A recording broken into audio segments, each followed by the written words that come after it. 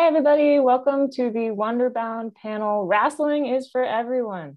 We're going to get to talk about our amazing new series, Wrassle Castle, with writing team Paul Tobin and Colleen Coover. Hey, guys. Hello. Hello. All right, so today we are talking about Wrassle Castle.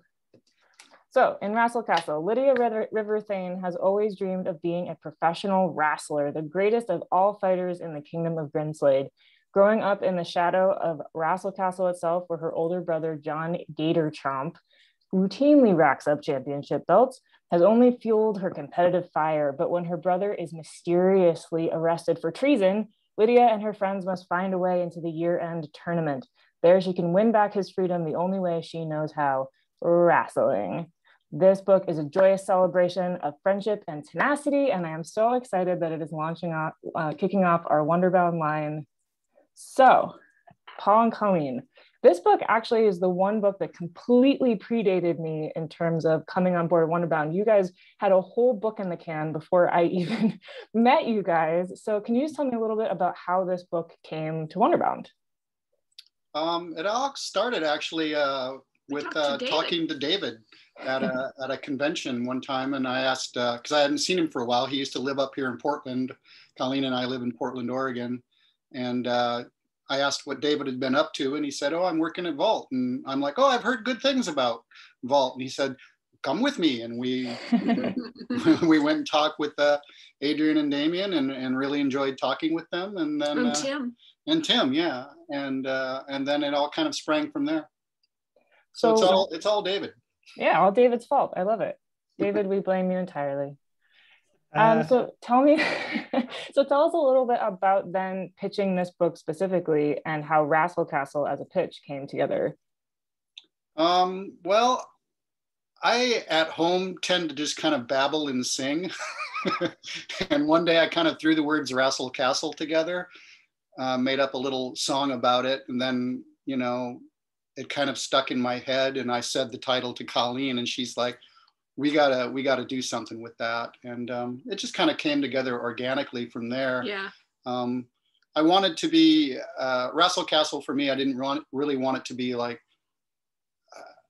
totally about wrestling. I wanted to be about friendship and things like that, because the wrestling. So wrestling's like one aspect of it. I kind of looked at it in a way as like, if you've ever read Dragon Ball or things like that, they're always like, if you read the early Dragon Ball, it's like, oh, here's a punch. And then you read like 10 volumes later, it's like, here's my ultra soaring heaven doom punch. And it's like, you haven't seen my, greatest power yet. And so I kind of look at the wrestling in Wrassle Castle as that, is like as over the top and fun as possible, especially from Lydia, because her parents don't want her to be a wrestler. So she's learned wrestling in the wild. They think there's enough wrestlers in the family already, with her older brother being the champion. Yeah. So she learned like fighting bears and wolves and trees and mountains and things like that in the forest. So she's very eclectic in her style. I wanted her to be didn't want just her to be very, what am I working with? Unordinary, but unorthodox. Thank you. I wanted her wrestling to be that way too, to really show her personality, because that's sort of the way she shows her personality. And she has such personality. All the characters in this book have such personality. One of the best parts about this book is just how fun it is. It is just pure fun from start to finish. It is a completely joyous book. It's funny, it's heartfelt, and it's so much fun. But you guys do also you touch on some deeper themes with the characters that you've had, whether it's Lydia struggling with her parents, all the kids in some way sort of felt like they've been put in a box, when you're having to fight for what you believe in. What were some of those themes that you guys kind of tried to weave into something that had such joy and fun as the kind of main focus? Well, it's you never just want to have just fun, because if you have too much fun, you just sort of flatlined. So we needed some sort of conflict, but that's like a really, every coming of age story is about coming out of the box you've been put in, and in this case, Lydia's parents are important politically in the town, so they expect her to be a politician, and she is not suited for that whatsoever. One of her friends has a series of boyfriends that she knows that they're no good, but and her parents don't approve of any of them, but she just can't help herself. She keeps dating these boyfriends, so their friends help with that. But that's just, it's so universal for especially teens or tweens to go, nobody understands me, and I want to be my own person, and you're looking for your own identity. So we really wanted to explore that. I think it's an age, like when you're in your early teens, it's an age where everything seems really complex because everything is new, and you're not really taking adult responsibilities yet, but you see them on the horizon. And that's a scary thing. So finding identity and who you want to be and what direction you want to go in is very important to that age. It's when it first really starts to go, when it's not all about recess anymore. And you realize that the world doesn't necessarily want to help you find yourself. Yeah, the world isn't there for you. That even if you have the best of intentions, that there will be people out there that want to stop you, which is really something I think needs to be learned at that age, is that things don't go right just because you want them to go right, and other people aren't right just because some people are bad. We wanted the villains to be actual villains. They're really bad guys in the story. They are very villainous. Yeah. It's one of the things, it's kind of like a relief to just have villains that are villains in a way. Yeah. But one of the things I also really love the choices that you guys made about these characters. We have our four main kids, Lydia, Niles, Dee, and Chelsea, who are just our band from the get-go, the underground alibi network. They all have each other's backs. But Lydia is the only wrestler of the group. You have this amazing fight magic that you guys have created, this very unique world for these books. And all of the 3 out of the 4 main characters are not wrestlers. They're not part of that world. We have Niles, who is a drama geek. We have Chelsea, who just beats to her own drum. We have Dee, who is the new girl in town and working at her parents' bakery. Why did you guys choose to have so much of the book focus on her friendships with people who weren't wrestlers? Like, she makes friendships with wrestlers as we move forward, but that relationship is the key thing. Why did you guys choose that? I think it's important for characters, main characters, all characters, to live in a world. And if everything is exactly the same, if they were all wrestlers, then you're only seeing one aspect of Lydia's life. But wrestling is a focal point for her, but that's not the only thing she is, and that's not the only thing in the world.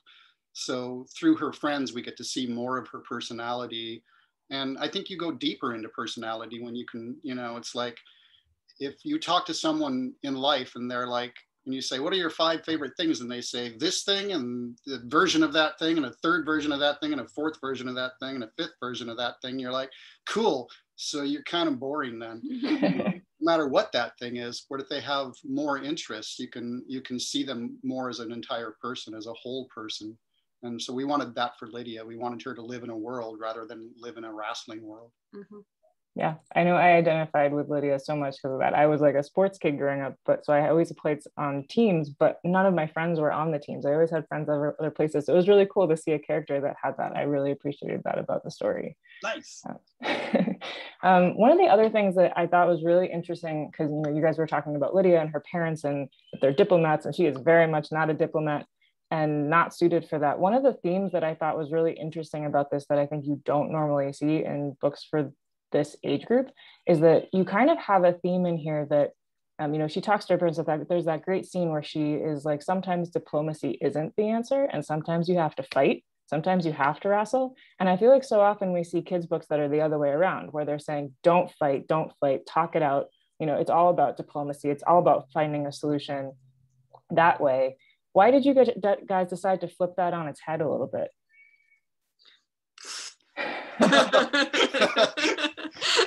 Because it's something that I believe in life, that that diplomacy has its places, and that it should always be the first avenue and the second and the third and fourth and maybe 5th thing you try. But in a certain way, if your diplomacy is I want to exist, and the person you're talking to is, well, I want to destroy the town and rule it all. It's like, you can't really say, oh, come on, let's meet halfway. You know, there's no halfway on that. So you sort of need to stand up for yourself at a certain aspect. And there's certain lines have to be drawn in life where it's like, I can't just roll over and let you, you know, rule the world, which is what the main bad guys want to do in this. Yeah, it's like Frodo didn't go to Mordor to talk to Sauron. Although I would read that. there are actual bad guys with bad intent, and the bad intent has ramifications for the entire society of Wrassle Castle. So there's fighting to be done. Yeah, a line has to be drawn. Yeah, she didn't start the fire. No, I think it's a really interesting take, especially for this generation of kids that are coming up. And there's so often that, you know, they have so much opportunity with whether it's the internet or, you know, the kind of connectivity that everyone has to talk. But then there's moments where you got to actually take action. And I think that's a really interesting new read on it with this book that I really appreciate. And it's done with wrestling. It's done with wrestling. So much fun. And I do want to talk to you guys about the actual wrestling, because, you know, we have this world that looks like, you know, a swords and sorcery medieval world that we've seen, but then instead of having jousting and sword fighting, we have this like bizarre video game mashup gladiator match type thing. And it's so fun and it's so fantastic. And the world that you guys have created with Galad has so many different influences. I was wondering if you could talk about all the different kind of things that influenced what ended up being the world of Wrassle Castle. Ooh. There's some deep manga roots. In fight comics. It feels like fight comics. Yeah, like One Piece and Dragon Ball and others of that genre. But also some pretty deep roots with Asterix. With from your side, I think. Because, you know, I was very influenced by like The Big Fight, especially. I love that. I love that. But yeah, it's just that sort of, it seemed like a really good way to create a new magic set of rules for the world. That it's not just like, I'll tell a spell, you know, it's actually a skill that they can develop or have innate talent for. And also there was a Japanese movie called Ping Pong in I think the late 90s. Ping Pong Club? No, Ping Pong, just Ping Pong. Actually, it was a manga first, and then it was anyway. But it was a sports movie, and it was about, you know, one kid has heart but no talent, one has talent but no heart, and the lead character of the story has to have the talent, the heart, the desire, the motivation to come together and become the best ping pong player. And that was really informing me where Lydia has to be the person with the heart and the talent and the motivation and desire to become the champion wrestler. Or Shaolin Soccer too. Remember that's a good one. That was a soccer movie that was like way over the top. I think another influence on almost like half the things I write was my early days of playing Dungeons and Dragons too. I love a good fantasy world, so there's some of that in there as well. And you guys obviously created this world with Galad, our amazing artist, who's not here with us today, but I wanted you guys to talk a little bit about him, about how you guys became connected and then working with him on this book to create the world. Colleen, obviously you also are an artist. And so, you know, I'm sure you can be very picky about your artists. And we found an amazing one for this one. So how did that all come together? What's it like working with him? It took a while to come together because Adrian, the editor, and I, we bandied artists back and forth for months. We would look into an artist and go, maybe this person would work or this person would work. And it took a long time. And then finally we were getting a little frustrated. And he asked, well, like, exactly what type of art do you think would work? And I'm like, well, I think there's this artist Galad that I think would work. And he's like, oh, okay. And then he got a hold of me next day, Adrian. He said, so if you think Galad would work, what about Galad? I was like, yeah. That'd do. I think he had already been doing Scales and Scoundrels with Sebastian Gerner, the writer. And when Sebastian had shown us Galad's art, like before Scales and Scoundrels started, at a convention, and we were both like, that's really good. I was viciously jealous. So he's like, really I'm working with this guy. And I'm like, I wish I was. And now we are, and it's great. Yeah. I think what's so fun about his work is that he's like this perfect blend of comic artist and cartoonist at the same time. So much of the humor that you guys have in this, he just nails it. He knows how to land a joke in comics, but he also knows how to do action sequences. And it's really rare that you find someone that can do both. Yeah, and that's so great, because you believe in Lydia when she's just standing and making an expression of some type, and you also believe in her when she's like creating a whirlwind with a spinning fist and things like that. So yeah, so he's great for pretty much any scene. And when you guys were coming up with these characters, particularly the four main characters, but also the entire cast, there's a huge cast in this. It's a massive ensemble. You've got John Gatorchomp, you've got his family, you've got the parents, you've got the villains, you've got the whole town, the whole city of Wrassle Castle.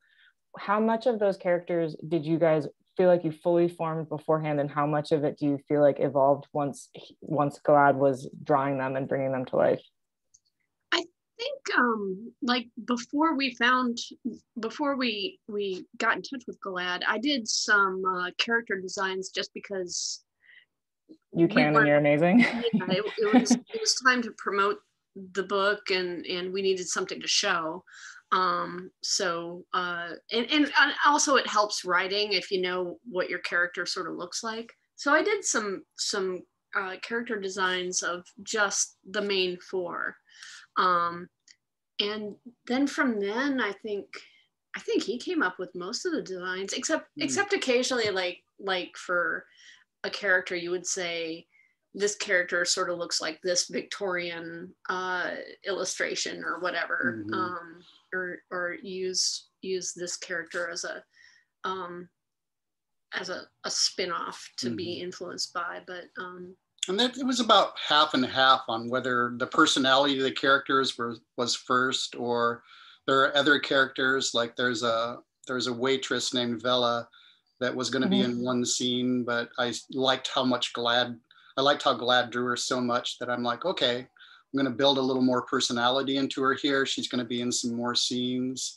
And that's what's also great about working with an artist of Galad's caliber, is he brings such life to the characters that even though Colleen and I are the writers, we look at those characters and go, oh, I want to tell more stories about that character, and then he changes things, and we delve into the characters more. I feel like, yeah, they've just like come to life, especially now that I've gotten to watch you guys on books 2 and book 3 and see how much these kids grow, but also how consistent their personalities are. I think that's one of the other great things about them, is that you know these kids from page 1, and they are so themselves, and you just know them the whole way through. And I absolutely love the cast. So one thing I know we've talked about before we talked about the first panel that we were on was just, we have a lot of relatively new talent in Wonderbound, but you guys have been making comics for so long. What is it about kids comics that you love coming back to time and time again?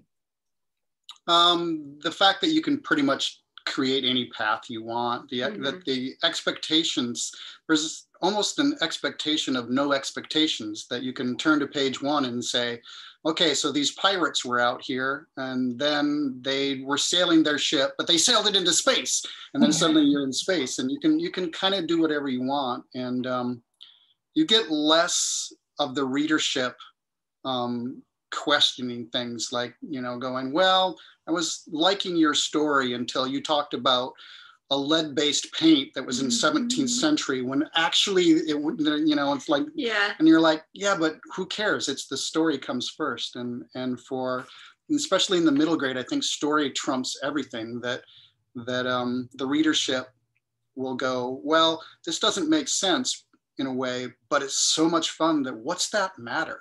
And I kind of like that. So as long as you can have a consistency of story and a consistency of fun, the box is limitless. And I really enjoy that.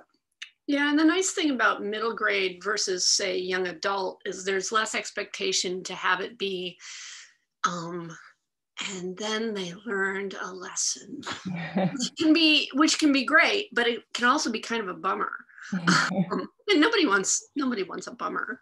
I like lessons within the writing, sure, but I think that outside middle grade, the lessons become awfully heavy-handed sometimes.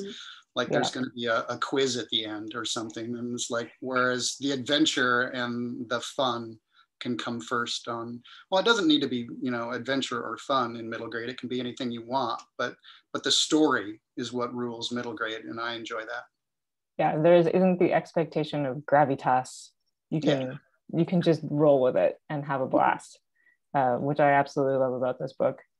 So for you guys, when you know, what were some of the comics when you guys were kids that you read, or even if you weren't reading comics back then, what were you reading that got you into storytelling?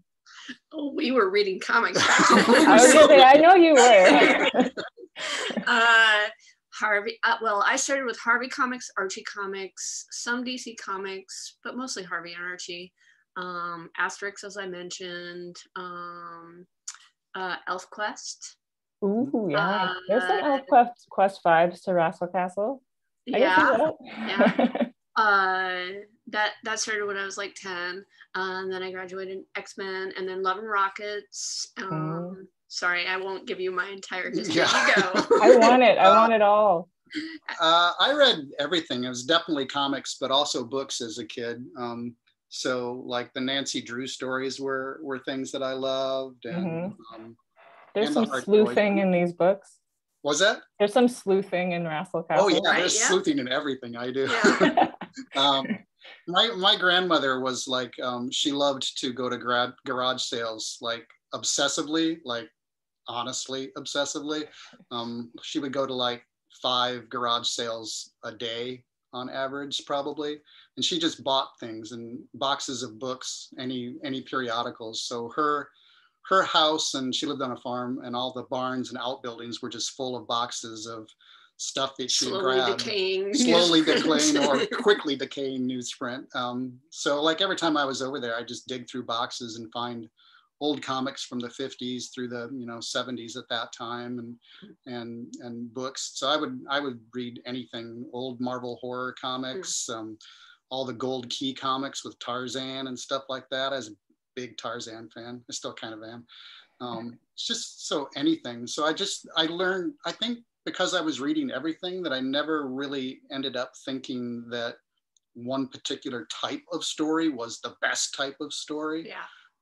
I just wanted to know how good the story was. And yeah, and really, again, same. My grandmother worked in a drugstore, so my sister and I, my older sister and I, got all the comics that were left over at the end of the month, that they would strip the cover and send the cover back for credit, and then we would get the whole comic.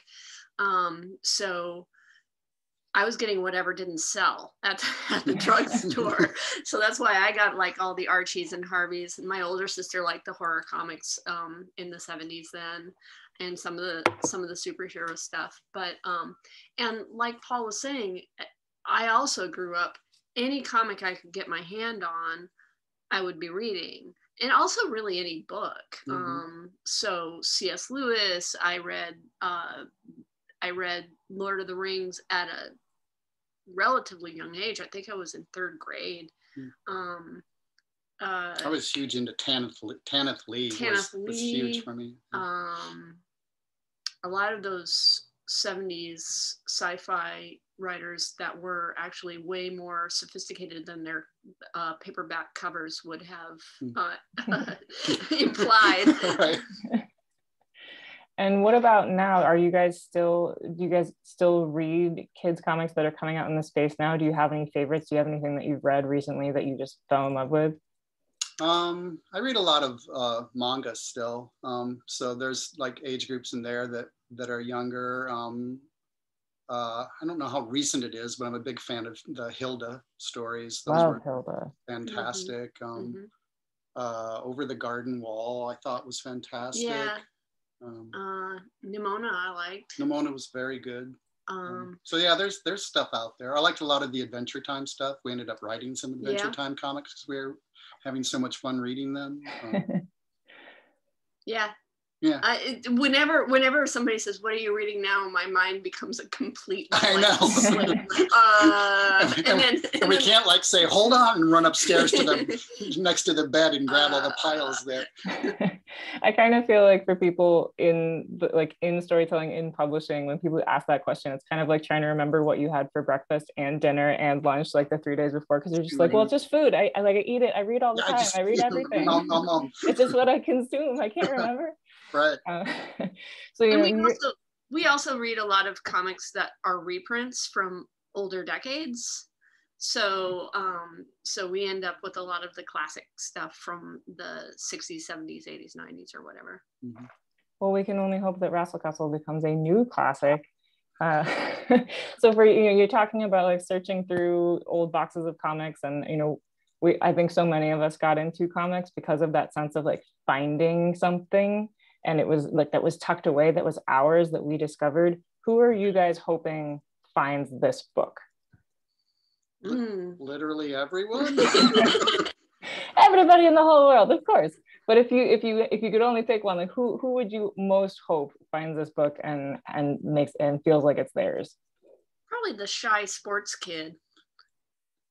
Or I don't know. See, that's a very hard question for me, because I feel like I write for everyone, because like we were talking earlier about I enjoy writing for middle readers, for middle grade, but honestly, I kind of write for me, and it's just like the sense of fun.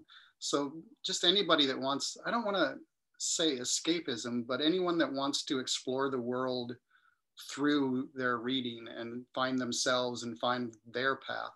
I like that a lot. Like I write, not to talk about other things, but I write all the Plants vs. Zombies graphic novels, and I get an awful lot of mail from people who are like, this is the first time I read, or the first time my kid read. And that's what I would like for Wrassle Castle, is maybe some of those people who don't read a whole lot to be drawn into it and go, this is a world that I enjoy.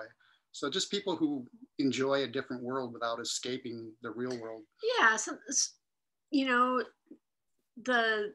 the kids who like high fantasy, and the kids who like wrestling, and the kids wrestling, and maybe some kid is into luchador, and they go, well, what's this? And then maybe that expands their concept of what that sort of entertainment can be. And I don't know. Yeah, just readers who have a love for what's next and how far can this go and how crazy can it get. Well, hey, but the title of this panel is Wrassling is for Everyone. So I think that's a pretty good answer. Well, thank you guys so much for being here today. Everybody that's watching, if you do want to hear more about Wrassle Castle, if you want to see a preview, if you want to check out some free downloadables we have, please come and visit our virtual booth. We also have more programming tomorrow. And you'll be seeing Paul and Colleen more stuff about Wrassle Castle coming this week. So please stay tuned. And if nothing else, go check out readwonderbound.com. You'll get to see all of that and more on our website.